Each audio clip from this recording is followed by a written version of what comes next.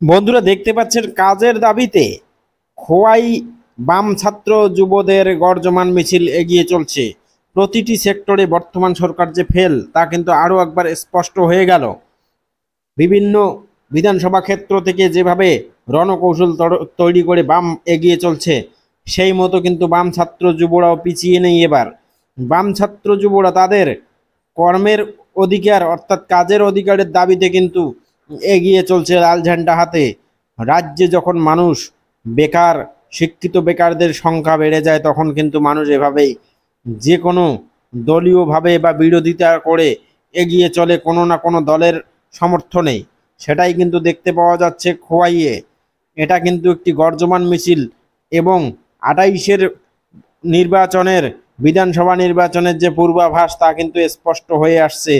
অর্থাৎ ২০২৮ সালে বামফ্রন্ট আর থাকতে পারবে না।